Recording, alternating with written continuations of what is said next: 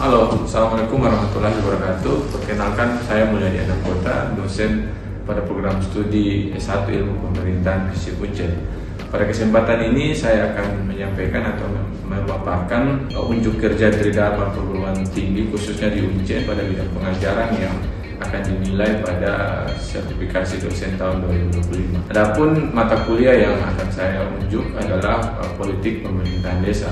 Mata kuliah ini 3 SKS merupakan mata kuliah keilmuan dan keterampilan yang harus dimiliki oleh mahasiswa yang akan kuliah di program studi ilmu pemerintahan. Dalam pembelajarannya kami ada tim 2 orang bersama dosen lainnya, namun pada kesempatan ini saya yang akan memaparkan secara keseluruhan bagaimana mata kuliah ini diajarkan, deskripsinya, kemudian capaian yang ingin dicapai, tujuan, metode, penilaian, dan unsur-unsur lainnya yang menunjang proses perkuliahan mata kuliah ini. Di dalam mata kuliah ini disusun dengan 3 SKS, kemudian kami membagi menjadi 2 ruang yang berbeda, dimana 2 SKS kami akan lebih banyak di dalam kelas, sementara 1 SKS itu kita akan lakukan praktek pada beberapa pokok bahasan yang akan lebih detail di kampung, seperti monografi kampung, profil kampung, potensi kampung, dan pemanfaatan TIK, teknologi informasi komunikasi berupa website pada pemerintahan kampung. Di dalam perencanaan pembelajaran mata kuliah ini kami susun selama 14 pertemuan. Ada ujian tengah semester dan ada ujian akhir semester. 12 pertemuannya itu berupa pemberian teori, kemudian penugasan individu terstruktur, kelompok, turun lapangan, studi lapangan, tapi juga ada materi-materi studi kasus. Pada bahasan pertama, mahasiswa akan lebih diajarkan tentang bagaimana perkembangan sejarah pembentukan desa di Indonesia yang dimulai dari zaman kerajaan, kemudian pra kemerdekaan, kemudian ada juga mahasiswa akan juga belajar tentang bagaimana desa di Indonesia itu mulai diseriusi oleh pemerintah Indonesia sejak di era zaman pasca kemerdekaan, di mana desa mulai diakui sebagai satu entitas dalam penyelenggaraan pemerintahan Indonesia. Bahasan berikutnya, mahasiswa akan belajar juga tentang bagaimana pengaturan desa di Indonesia yang mulai diakomodir dalam regulasi perundang-undangan tentang desa. Setelah itu mahasiswa mempelajari regulasinya, kemudian mahasiswa akan mempelajari secara detail undang-undang yang paling terbaru, undang-undang mutakhir terbaru yang mengatur tentang desa di Indonesia. Nah, pada saat mahasiswa mempelajari undang-undang terbaru tentang desa inilah kemudian nanti mahasiswa akan masuk ke pokok bahasan yang lebih realitas ke lapangan, di mana mahasiswa akan belajar langsung tentang bagaimana struktur pemerintahan desa, kemudian tata cara pemilihan kepala desanya, kemudian masa jabatannya, terus lembaga-lembaga apa saja yang ada di desa, dan bagaimana pengaturan kewenangan di desa itu sendiri. Nah, kemudian mahasiswa juga akan belajar tentang bagaimana dinamika politik di desa, karena mata kuliah ini dia mengusung 2 topik, politik dan pemerintahan. Nah, pada khusus topik politik, mahasiswa akan lebih menggali praktek-praktek politik lokal yang berbentuk demokrasi di tiap-tiap desa, yang kemudian nanti mahasiswa akan belajar bagaimana cara pemilihan kepala desa, bagaimana tiap-tiap komunitas entitas yang ada di desa itu dia membentuk satu aktivitas-aktivitas yang berkaitan dengan pengambilan kekuasaan, kemudian mempertahankan, tapi juga relasi antara lembaga-lembaga di kampung itu sendiri. Ada lembaga yang dibentuk oleh pemerintah, tapi juga lembaga yang memang sudah terbentuk di desa itu sendiri.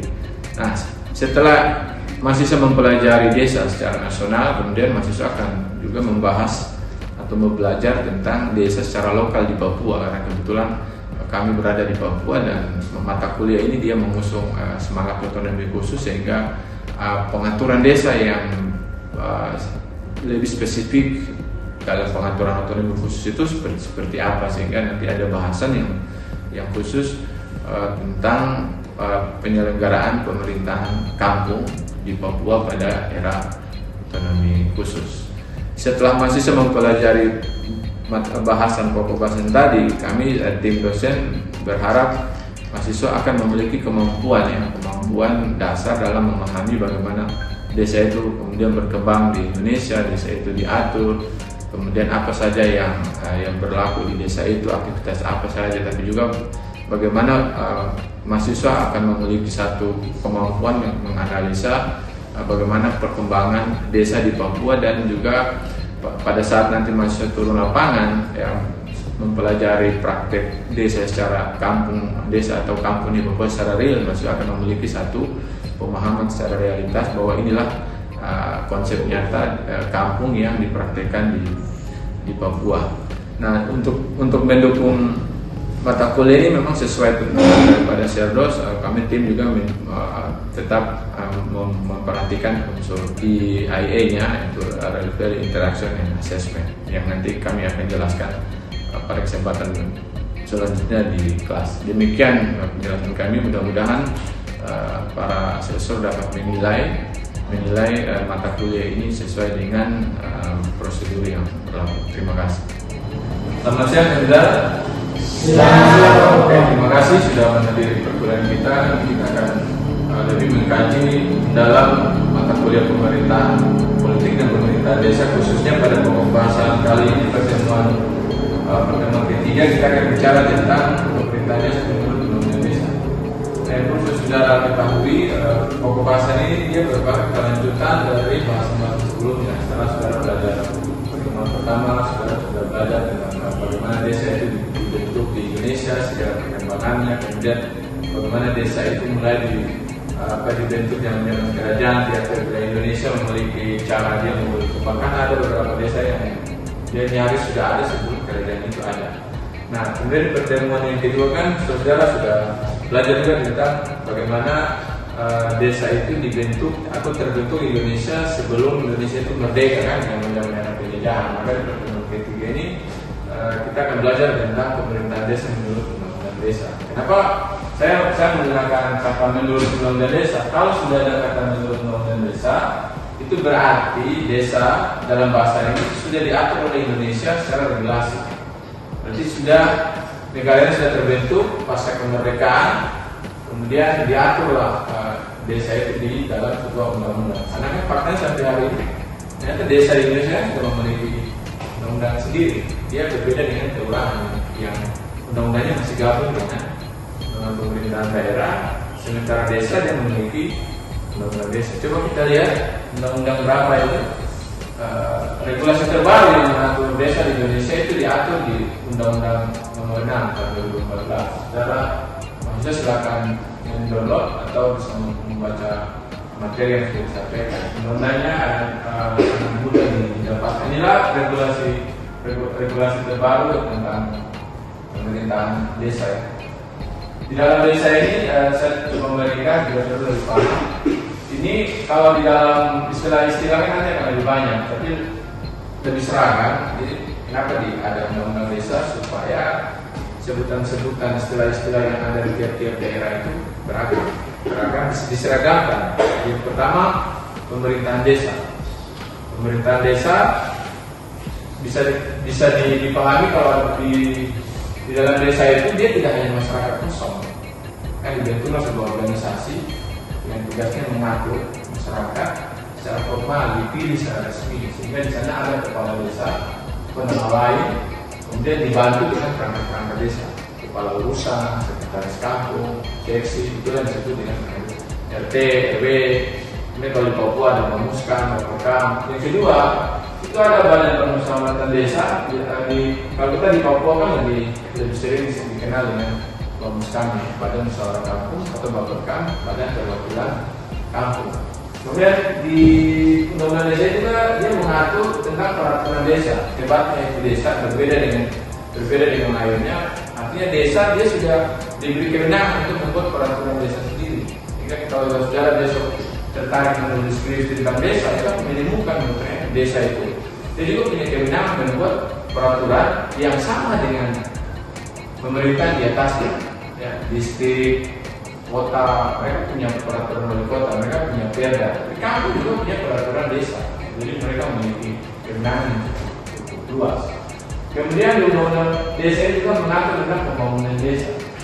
Lagi kita bicara desa, nyaris semua kampanye-kampanye politik, mau calon wali kota, mau calon gubernur, mau calon bupati, itu pasti menyelipkan atau menyebutkan salah satu dari visi misinya, itu pasti menyebutkan bahwa akan ada program yang difokuskan di kampung, sehingga memang desa itu dia menjadi objek lokasi inti dari program-program pemerintah. Kita pernah mendengar yang namanya PMT Mandiri. Kemudian di zamannya Gubernur Papua, zamannya Pak Barambasewu, ada kita pernah dengar namanya Respek. Ya, Respek itu rencana strategis pengembangan ekonomi kampung. Kemudian di zamannya Lukas NMB dirubah Respek menjadi Prospek. Dan itu membuktikan bahwa pembangunan desa ini tidak hanya slogan, tapi sudah menjadi kampanye, deal politik antara pimpinan mencalonkan diri dengan masyarakat, bahkan menjadikan desa sebagai ikon-ikon pembangunan. Itulah mengapa undang-undang ini dia mengatur bahwa desa itu memang harus dibangun, bukan hanya dibentuk, dipilih, tapi kemudian tidak dibangun. Kan nyaris setiap pemerintah selalu mau merubah arah pembangunannya, bukan dari kota ke kampung, tapi dari kampung ke kota. Itulah kemudian undang-undang itu betul-betul memberikan ruang yang luas terhadap desa untuk berinovasi. Ya. Nah, selanjutnya di dalam undang-undang itu mengatur tentang asasnya. Ini cukup banyak asasnya, bisa saudara pelajari atau mencari definisinya di buku. Contoh misalnya rekognisi. Rekognisi maksudnya pengakuan, ya. Bahwa desa itu diakui. Desa, kenapa dia diakui? Makanya ada undang-undang di sana. Kalau dia tidak diakui, nggak ada undang-undang di sana. Kelurahan sih tidak ada undang-undang kelurahan, yang ada undang-undang pemerintahan daerah. Bahkan kelurahan dan distrik itu sudah disatukan dengan OPD, organisasi perangkat daerah. Ini kemudian saya bilang undang-undang itu memberikan ruang kewenangan yang cukup luas terhadap desa untuk mengatur diri. Asasnya cukup banyak. Bahkan sampai ada keberlanjutan pembangunan di sana berdasarkan secara keberlanjutan. Sudah pernah mendengar yang istilah SDGs, Sustainable Development Goals, pembangunan berkelanjutan. Itu fokusnya ke kampung. Maka masih ingat waktu semester 4 mata kuliah birokrasi pemerintah, mata kuliah pembangunan masyarakat desa, kita sama-sama pernah turun ke kampung, jadi dari Masroma sama di Engros, kita pernah turun dan melihat proses bagaimana desa itu dibangun dengan menggunakan indikator-indikator keberlanjutan. Pemberdayaan yang jelas, kesetaraan itu bahwa di kampung semua orang bisa jadi aparat, semua orang boleh mendapatkan program, tidak lagi seperti dulu, ya, hanya laki-laki saja, perempuan juga boleh menjadi kampung. Nah, saya cukup menantang saudara bahwa besok kalau menulis skripsi, cobalah tulis mengapa di Papua kepala kampungnya itu jarang perempuan. Padahal sudah disebut bahwa setara perempuan juga boleh menjadi kepala kampung. Lain cerita kalau kemudian ada, ya. Itu berarti dia kembali lagi ke kampung adat. Dan asas-asas lainnya, saudara bisa lebih detail membaca itu. Karena di mata kuliah ini saya tegaskan kembali, penilaian yang kami pakai tim saya dengan dosen yang satunya untuk itu bukan saja di kelas, ya, mendengar teori, tapi saudara juga akan dinilai berdasarkan kemampuan saudara mau mengupdate kasus-kasus baru tentang kampung, misalnya alokasi dana kampung, tapi juga tugas-tugas individu, tugas-tugas lapangan. Kan saya dalam pertemuan pertama dan saya pernah menyampaikan bahwa mata kuliah ini pada pertemuan 78 atau menyesuaikan dengan situasi kita di sini, kita akan turun ke kampung, kita akan mempelajari bagaimana pemerintahan kampung itu dipraktekkan. Kita akan belajar bagaimana itu demografi, kita akan belajar juga bagaimana itu profil kampung, kita akan belajar juga bagaimana cara kementerian kampung nanti bisa dilihat.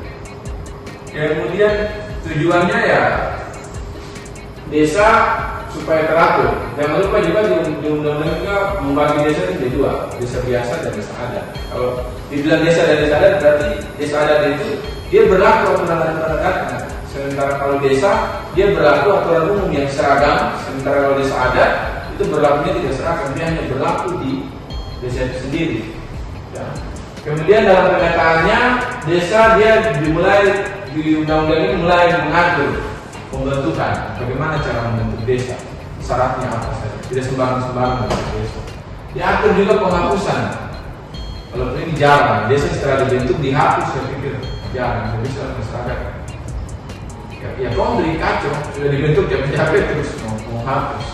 Kemudian ada menggabungkan beberapa desa menjadi satu desa besar. Mungkin karena desa sebelah penduduknya sedikit juga atau keinginan untuk bergabung. Ada juga diatur tentang perubahan status. Kalau perubahan status ini bisa misalnya dulunya dia desa biasa, tapi karena di situ banyak masyarakat asli memiliki aturan adat yang kuat, mereka mengusulkan untuk menjadi desa adat, dirubah status. Atau dari desa adat karena sudah heterogen, masyarakatnya sudah bercampur baur, maka dirubah dari desa adat menjadi desa biasa. Atau juga bisa berubah dari desa karena sudah banyak manusia, terjadi pertumbuhan penduduk, ingin menjadi sebuah kelurahan. Tapi jarang kelurahan diturunkan status menjadi desa. Kurang kita dengar, tapi kalau desa kemudian dia berubah menjadi kelurahan itu sudah sering dengar. Dan penetapan desa, ini desa ditetapkan. Ini kan fenomena, banyak misalnya desa di Papua misalnya, ada desa dan kelurahannya SK pembentukan, kadang bilang kalau sudah hilang, kadang bilang kami tidak perlu SK. Ini kan soal itu. Baru dilantik berapa tahun kemudian, kalah politik, pergi lagi di kampung baru lagi. Nah ini itu boleh karena diatur secara regulasi. Saya masuk ke pasal 29, bagaimana undang desa mengatur. Pasal 19, bagaimana undang desa mengatur desa. Karena dia sudah punya undang-undang biasa dibentuk, dia mengakomodir kewenangan, kekuasaan dia untuk mengatur. Yang pertama kewenangan berdasarkan hak asal usul. Desa ini dari mana, dibentuk oleh siapa, kemudian oleh pengusaha. Di kewenangan itu sudah ada sebelum dibentuk, dia sudah ada sebagai pemimpin umum. Misalnya kewenangan mengatur tentang adat, kewenangan mengatur acara nikah, kewenangan mengatur kenaikan pajak karena mengambil hasil alam di hutan adat. Itu sudah ada.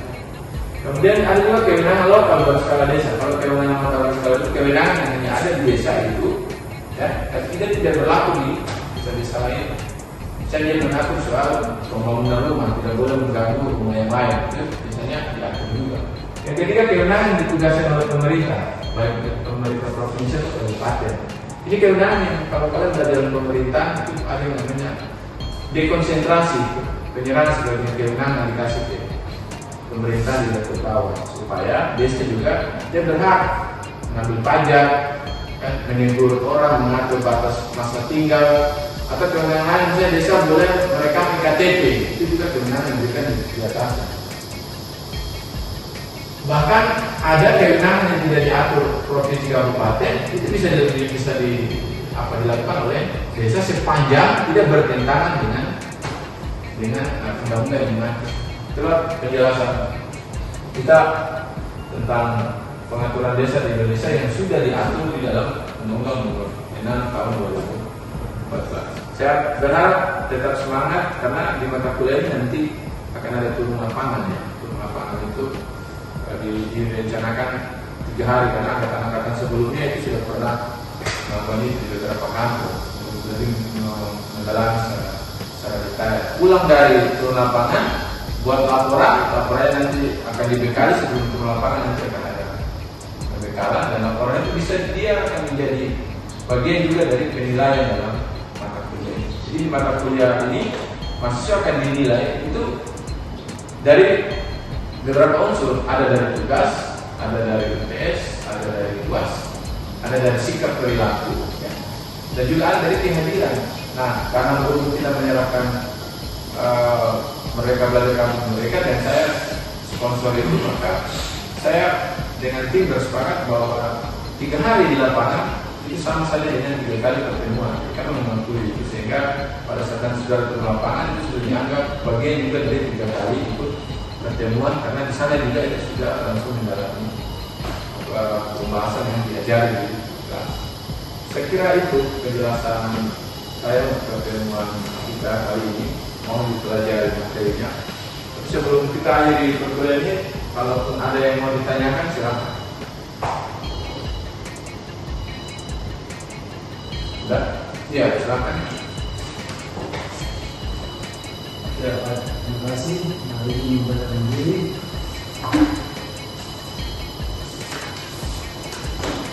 Perkenalan, nama saya Abdul Irsyad. Terima kasih banyak sekali untuk materi yang disampaikan. Ada beberapa pertanyaan yang ingin ditanyakan kepada Bapak menyangkut tentang aturan undang-undang desa. Lihat-lihat yang terjadi di beberapa tahun lalu itu di mana mengikuti tahun 2024 ada konflik itu di mana kepala desa kadang diganti berdasarkan faktor politik. Misalnya di satu kampung selama konsolidasi politik tadi kita sudah di sini mulai ada kampung-kampung yang memang desa tidak menangkan salah satu calon. Dalam hal ini bupati, ketika bupati itu terpilih, ada dengan sikap dengan dia menggantikan itu tanpa koordinasi lagi kepada itu. Pertanyaannya, apakah tindakan bupati itu sudah sesuai dengan undang-undang desa atau? Oh iya, oke. Terima kasih, pertanyaan bagus sekali, Saudara Theo. Jadi kembali ke aturan yang melakukan desa, sudah disebut ini kasus pengaturan. Siapapun boleh menjadi kepala kampung, ya. Tapi pada saat dia jadi kepala kampung dia tidak bisa melakukan kewenangan mau dia. Kita kembali juga yang diatur dalam desa itu. Di kampung itu pemilihannya tidak ada partai politik, mereka secara individu mewakili masyarakat kemudian dipilih. Jadi pada saat dia bersentuhan dengan politik modern yang sudah ada partai politik tentu kelasnya berbeda. Dan memang gampang sekali di kampung dipengaruhi oleh pikiran politik nasional modern karena tadi latar belakang mereka tidak bersentuhan dengan partai politik. Dan kalau ditanya apakah itu boleh, tidak boleh secara aturan. Nah, pada saat kepala kampung itu dipilih dia tidak mewakili partai politik. Dan kalau dia mendukung pelaksanaan katakanlah misalnya pemilu kada, pelaksanaan pileg itu boleh. Yang tidak boleh kalau dia mendukung salah satu figur calon atau mengarahkan masyarakat di kampung itu untuk mendukung salah satu, itu yang tidak boleh karena hak pemilih yang dijamin oleh setiap dijamin oleh undang-undang kalau setiap orang berhak memilih. Gitu ya. Silakan dibaca, bisa dilihat kasus-kasus banyak di Papua. Tiba-tiba ada kepala kampung yang pergi kampanye itu kan sebenarnya tidak boleh tegur. Bahkan bisa diberi sanksi apabila terbukti benar-benar melakukan tindakan pengarahan massa untuk mendukung salah satu. Karena nanti diawasi oleh Bawaslu atau Panos yang ada di ya.